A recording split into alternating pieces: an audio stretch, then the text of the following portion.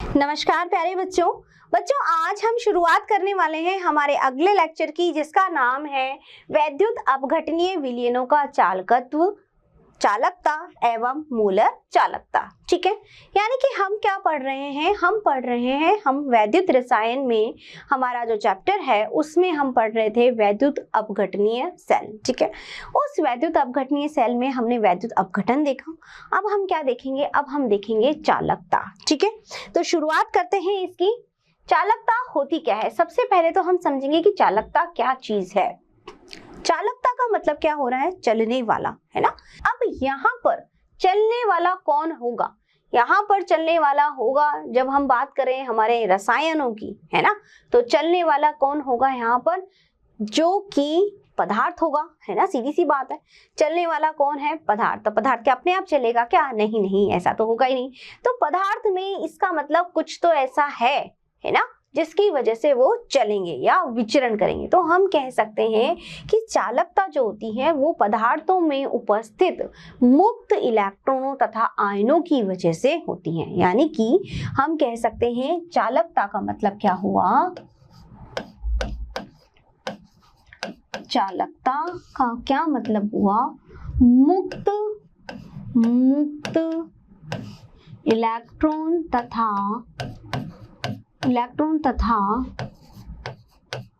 आयनों का विचरण, है ना। मुक्त इलेक्ट्रॉनों तथा आयनों का विचरण क्या कहलाता है? चालकता। ठीक है, अब वो पदार्थ जिनमें चालकता उपस्थित है क्या कहलाएंगे? वो हमारे कहलाते हैं चालक। क्या कहलाते हैं? चालक।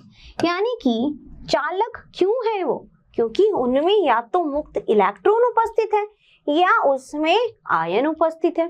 तो मुक्त इलेक्ट्रॉनों तथा आयनों की वजह से ही वो क्या प्रदर्शित करते हैं? चालकता। ठीक है, अब ये चालक दो प्रकार के हैं जो हम पढ़ेंगे। वैसे तो हम ठोस अवस्था में भी पढ़ चुके हैं इस बारे में कि चालक क्या होता है ना। अब क्या जानेंगे कि चालक यहाँ पर दो प्रकार के कौन से हैं। देखिए, दो प्रकार के जो हमारे चालक हैं वो कौन कौन से हैं बच्चों? वो है हमारा, एक तो है धात्विक चालक, है ना, और दूसरा हमारा क्या है? वैद्युत अपघटनी। क्योंकि यही तो हम पढ़ रहे हैं। हम क्या पढ़ रहे हैं? वैद्युत अपघटन से जो पदार्थ है उसी के बारे में तो पढ़ रहे हैं। तो वैद्युत अपघटनी चालक। ठीक है, वैद्युत अपघटनी चालक। तो दो तरह के हमारे पास में चालक हैं, एक तो है धात्विक चालक और दूसरा है वैद्युत अपघटनीय चालक। अब इनके पास में क्या है? या तो इनके पास मुक्त इलेक्ट्रॉन है या आयन है, जिसकी वजह से ही मुक्त इलेक्ट्रॉनों और आयनों की वजह से ही क्या हो रहा है? इनमें चालकता प्रदर्शित हो रही है। ठीक है, अब देखो, सबसे पहले हम बात करते हैं धात्विक चालक। किसकी? धात्विक चालक। धात्विक चालक में कौन आता है? धात्विक चालक में आते हैं हमारे धातुएं, है ना। धात्विक चालक में कौन आ गई भाई? सोडियम है, आयरन है ना, एल्यूमिनियम है। ये सब हमारे क्या है? धातुएं। क्या है? धातुएं। तो इन सब धातुओं को धात्विक चालक हमने कहा, लेकिन इनमें ऐसा क्या है? ये सब क्या देते हैं? ये सब इलेक्ट्रॉन देते हैं। क्या देते हैं? इलेक्ट्रॉन। और इलेक्ट्रॉन देके क्या बनाते हैं? Na+, है ना, और Na+ और एल्यूमिनियम +3 Fe+2, यानी कि ये क्या कर रहे हैं? इलेक्ट्रॉन दे रहे हैं। तो यहाँ पर क्या है? यहाँ पर मुक्त इलेक्ट्रॉन है। क्या है? मुक्त इलेक्ट्रॉन उपस्थित हैं। तो इन्हीं मुक्त इलेक्ट्रॉनों की वजह से, मुक्त इलेक्ट्रॉन उपस्थित है, इन्हीं मुक्त इलेक्ट्रॉनों की वजह से ही ये क्या है? चालक हैं। क्या है? चालक। यानी कि धारा प्रवाहित करने पर ये चालकता प्रदर्शित कर रहे हैं। क्यों कर रहे हैं? क्योंकि ये इलेक्ट्रॉन दे रहे हैं, इलेक्ट्रॉनों का क्या हो रहा है? स्वतंत्र विचरण। तो वही हमने कहा, मुक्त इलेक्ट्रॉनों तथा आयनों का विचरण ही क्या है? चालकता। ठीक है, अब बात करते हैं वैद्युत अपघटनी विलयन की। वैद्युत अपघटनी में हमने देखा था, क्या देखा, हमने इस तरह का एक विलयन बनाया। क्या बनाया था हमने? यहाँ पर पात्र में विलयन यहाँ पे भरा जो भी था, 2 इलेक्ट्रोड हमने लगाए, ठीक है। अब यहाँ से हमने धारा इनको दी थी, यही हमने देखा, ठीक है।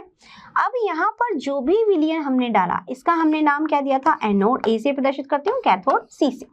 तो यहाँ पर हमारे क्या बन रहे थे? यहाँ बन रहे थे धनायन और ऋणायन। क्या बन रहे थे? धनायन और ऋणायन, यानी कि anion E minus, cation C plus, यही बन रहा था। ये तो है, इनको ए में समझिएगा, ये है एनोड कैथोड, एनोड, और ये है यहाँ पर क्या है? कैथोड, कैथोड, ठीक है। अब यहाँ पर ये क्या बन रहे हैं? धनायन और ऋणायन। जैसे कि हमने मान लीजिए कॉपर सल्फेट है या जो भी विलयन है, जिंक सल्फेट है, तो जो भी विलयन हम भरेंगे उसमें क्या बन रहे थे? हमारे पास धनायन और ऋणायन बन रहे थे। तो यहाँ पे क्या उपस्थित है? ये क्या है? ये मुक्त आयन। क्या है? मुक्त आयन, ठीक है। तो बच्चों, धात्विक चालकता जो होती है, यानी धातु जितनी उनमें चालकता होती है इन मुक्त इलेक्ट्रॉनों की वजह से, जबकि हम वैद्युत अपघटनीय चालक की बात करें तो वहां पर चालकता है मुक्त आयनों की वजह से, ठीक है। तो पहली बात तो इंपॉर्टेंट ये हो गई, यानी कि आपको समझ में आ गया कि धात्विक चालक क्या होते हैं और वैद्युत अपघटनीय चालक क्या होते हैं।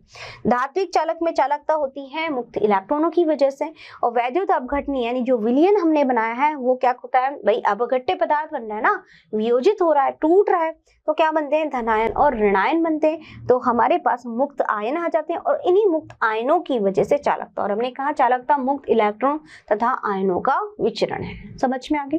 अब देखो, अब और क्या हम डिफरेंस देख सकते हैं इन दोनों के बीच में, वो देखते हैं। यानी कि धात्विक चालक और वैद्युत अपघटनी चालक के मध्य क्या क्या अंतर हो सकता है, ठीक है। पहला तो हमने देख ही लिया कि वहां पर हमारे पास में मुक्त इलेक्ट्रॉन है, कहाँ? धात्विक चालक में, और वैद्युत अपघटनी चालक में हमारे पास क्या है? मुक्त आयन, ठीक है। अब हम बात करते हैं और भी हम देख लेते हैं, यानी कि हम क्या पढ़ रहे हैं? हम पढ़ रहे हैं धात्विक चालक,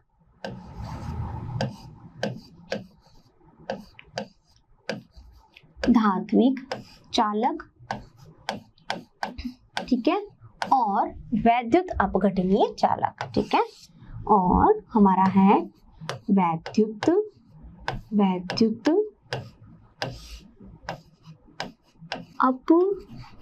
अपघटनीय चालक,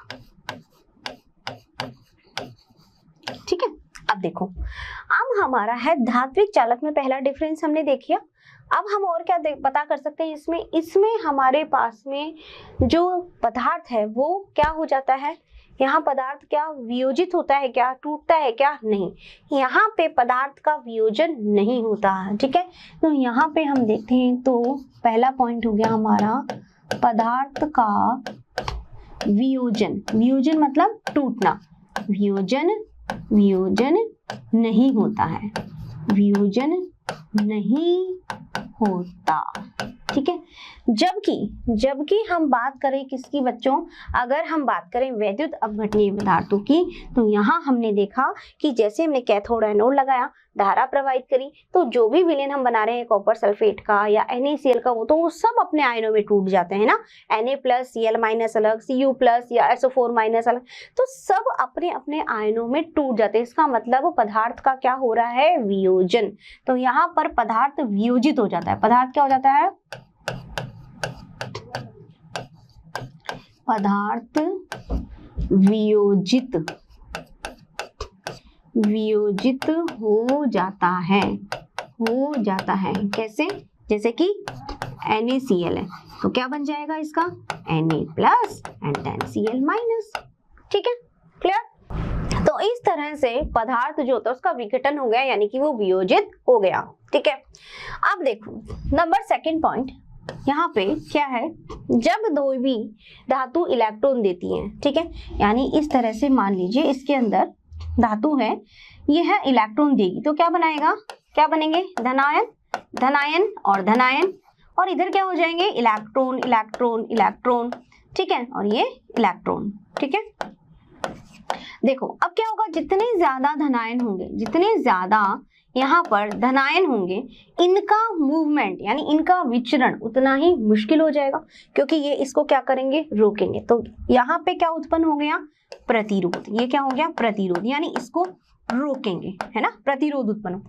तो यहाँ पर जब इलेक्ट्रॉनों का विचरण होगा, उसको रुकावट, उसमें क्या उत्पन्न हो रही है, रुकावट उत्पन्न हो रही है। भाई ये जा रहे थे, लेकिन यहाँ पर बहुत ज्यादा धनायन होंगे, क्योंकि ये क्या कर रहा है, इलेक्ट्रॉन दे रहा है, इलेक्ट्रॉन दे रहे हैं तो धनायन बढ़ रहे हैं, धनायन बढ़ेंगे तो क्या करेंगे, उस केस में उसको रोकेंगे, किसको, इलेक्ट्रॉन को, इलेक्ट्रॉनों के विचरण को। तो क्या उत्पन्न होगा, प्रतिरोध। ठीक है, तो हम कह सकते हैं कि यहाँ पर ये क्या उत्पन्न हो रही है, यहाँ पे रुकावट हो रही है। क्या हो रही है, रुकावट या बाधा उत्पन्न हो रही है इसके चलने में। तो यहाँ पर अगर हम ताप बढ़ाएंगे, ताप अगर बढ़ाया जाएगा तो प्रतिरोध क्या होगा, बढ़ेगा ना, प्रतिरोध भी बढ़ेगा। ताप बढ़ाएंगे तो प्रतिरोध बढ़ेगा, उतने ही ज्यादा आयन देगा। जितने ज्यादा धनायन होंगे, ये धनायन उस इलेक्ट्रॉन को रोकेंगे, ये धनायन इस इलेक्ट्रॉन को रोकेंगे जाने से, और जाने से रोकेंगे तो चालक क्या हो जाएंगे, यानी कि चालकता इसकी कम हो जाएगी। तो ताप बढ़ाया तो प्रतिरोध भी यहाँ पर बढ़ेगा। ठीक है, अब इसमें देखते हैं क्या होगा। यहाँ पे हमारे पास में कौन कौन से ऐसे जो प्रतिरोध यानी कि जिसकी वजह से रुकावट उत्पन्न होगी, या हम बाधा कह सकते हैं। ठीक है, तो यहाँ पे काम करता है आकर्षण। क्या काम करता है, आकर्षण। कैसे, देखो यहाँ पे तीन बातें, क्या, नंबर 1, 2 एंड 3। क्या है तीनों, यहाँ पे क्या काम करता है, यहाँ होता है विलयनों के मध्य क्या होता है, आकर्षण। क्या होता है, आकर्षण। कौन कौन सा, यहाँ पे होता है विलय तथा विलय आकर्षण, विलय आकर्षण, यानी विलय के मध्य आकर्षण रहता है ना, विलायक के मध्य आकर्षण रहता है, विलायक का आकर्षण रहता है। ठीक है, और विलायक एवं विलायक के कण, विलायक के मध्य भी क्या काम करता है, आकर्षण। क्या काम कर रहा है, आकर्षण। यानी कहने का मतलब क्या है बच्चों, कहने का मतलब क्या है, आकर्षण। ठीक है, तो कहने का मतलब क्या है कि यहाँ पर ये तीनों क्या उत्पन्न करते हैं, रुकावट। चालकता में क्या उत्पन्न करते हैं, रुकावट या बाधा उत्पन्न करते हैं। कैसे कि विलय के मध्य आकर्षण है, आकर्षण उतने ज्यादा अच्छे से बंधे रहेंगे, तो जितने ज्यादा अच्छे से बंधे रहेंगे चालकता क्या होगी, कम होगी। हमें तो चालकता क्या करनी है, बढ़ानी है। तब उसके लिए वैद्युत अपघटनी चालक के लिए यहाँ पर अगर ताप दिया जाए, क्या दिया जाए, ताप अगर बढ़ाएंगे, ताप बढ़ाने पर क्या होगा, कण दूर दूर जाएंगे, उतने ही आयन बढ़ेंगे, और आयन बढ़ेंगे तो चालकता भी बढ़ेगी। मतलब